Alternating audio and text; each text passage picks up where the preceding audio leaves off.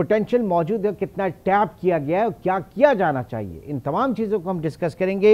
ہمارے ساتھ اس وقت موجود ہیں وائس ایڈمرل احمد سعید ریٹائرڈ، جو کہ پریزیڈنٹ ہیں نیما کے، نیشنل انسٹیٹیوٹ فار میری ٹائم افیئرز۔ بہت شکریہ سر آپ کے وقت کا۔ سب سے پہلے تو یہ بتائیے گا کہ میری ٹائم اکانومی کا تصور کیا ہے، اور میری ٹائم اکانومی اور بلو اکانومی میں بنیادی فرق کیا آپ دیکھتے ہیں؟ جی شکریہ آپ کا بہت بہت۔ آپ نے انٹرو میں بڑا اچھا اس کا احاطہ کیا کہ ہمارا پوٹینشیل کتنا ہے بلو اکانومی کا۔ تو آپ کے سوال کی طرف آتے ہیں، میری ٹائم اکانومی بیسیکلی وہ ہماری میرین سے ریلیٹڈ جتنی بھی چیزیں ہیں جو ہماری اکانومی میں آ سکتی ہے، جس میں شپنگ ہے، فشنگ ہے، یہ ساری چیزیں، ٹورزم ہے اس کے اندر، یہ تمام چیزیں کمپوننٹس ہیں میری ٹائم اکانومی کا۔ تو جو سمندر سے ریلیٹڈ جتنی چیزیں ہیں ان سب کو میری ٹائم اکانومی کہا جاتا ہے۔ لیکن آف لیٹ پھر یہ بلو اکانومی کا ایک نیا کانسیپٹ آیا۔ بیسیکلی جب یہ انڈسٹریل ایرا بیچ میں آیا تو انڈسٹریل ایرا میں مشینوں کے استعمال کی وجہ سے تجارتی سامان بہت زیادہ پیدا ہونا لگا، اور اس کی وجہ سے آہستہ آہستہ جو زمینی اور سمندری وسائل ہیں ان کو بہت بے دردی سے استعمال کیا گیا۔ صحیح۔ جس کی وجہ سے آپ کو معلوم ہے کہ ماحولیاتی تبدیلیوں کا سلسلہ شروع ہوا، جس میں گرین ہاؤس گیسز کا کانسیپٹ آیا اور اس میں ٹیمپریچر رائز ہوا جو ابھی تک ہو رہا ہے۔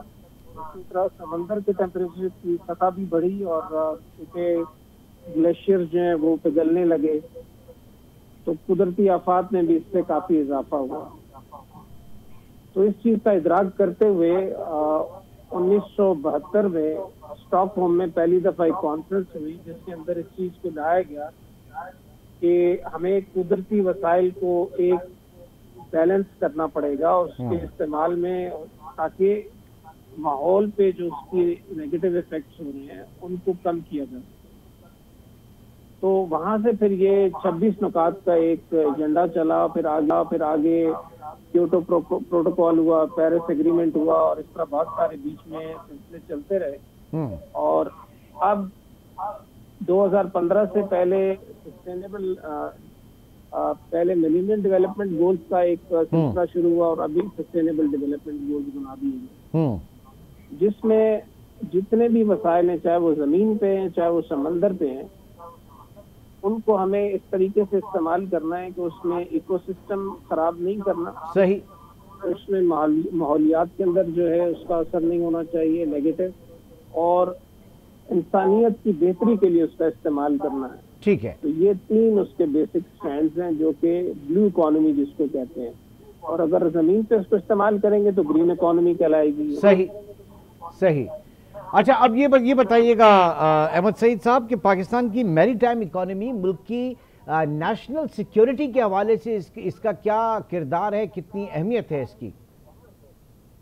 اچھا، اس میں بھی پہلے اگر آپ کو یاد ہو کہ انڈسٹریل ایرا سے پہلے جو ملک کی سلامتی کے لیے فوج کو ہی سمجھا جاتا تھا کہ یہ سب سے زیادہ عنصر ہے جو ملک کی سلامتی کے لیے استعمال ہوگا، لیکن جیسے جیسے یہ بعد میں اکانومی بڑھتی گئی اور سیکنڈ ورلڈ وار کے بعد اس کا کافی بوم آیا، تو اب یہ بیلنس بدل گیا ہے۔ اب جس ملک کی اکانومی سب سے بہتر ہے جی، اس کی ملکی سالمیت یعنی سیکیورٹی بھی سب سے بہتر ہوگی۔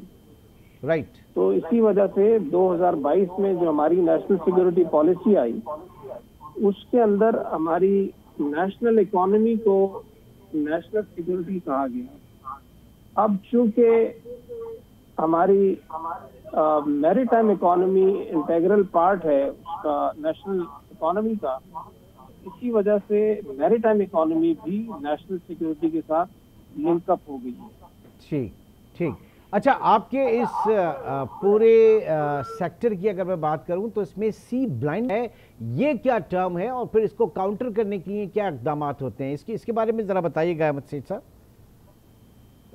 سی بلائنڈنس کو تھوڑا سا ہم اس طرح دیکھ لیں کہ हमारा जब से ये मुल्क आज़ाद हुआ तो चूंकि सिक्योरिटी स्टेट के तौर पे ही इसको देखा गया, तो हमारे तमाम तर जो हमारा पॉलिसीज हैं, जो वसाइल हैं, उनके इस्तेमाल के बारे में हमारा दीनी जमीन की तरफ हमारा ज्यादा जोर रहा, जबकि समंदर की तरफ जो कि हमारा रकबे के हिसाब से अगर आप देखें तो तकरीबन 30% ऑफ द टोटल पाकिस्तान के रकबे के बराबर है। यानी अगर आप केपी के और पंजाब को मिला लें तो तकरीबन उससे भी थोड़ा सा ज्यादा एरिया ये बनता है जी। तो इसके अंदर जो वसाइल हैं उसकी तरफ हमने तवज्जो बिल्कुल भी नहीं दी। अब छोटी सी मिसाल आपको दूं कि आज से 30 साल पहले वियतनाम और पाकिस्तान जो है वो फिशरी के अंदर हम एक ही जगह पे थे, तकरीबन 230 बिलियन हमारा एक्सपोर्ट था। तो आज वियतनाम जो है वो 10 बिलियन पे चला गया और हम जो है 480 के ऊपर मिलियन, यानी 480 मिलियन है और वो 10 बिलियन पे चला गया।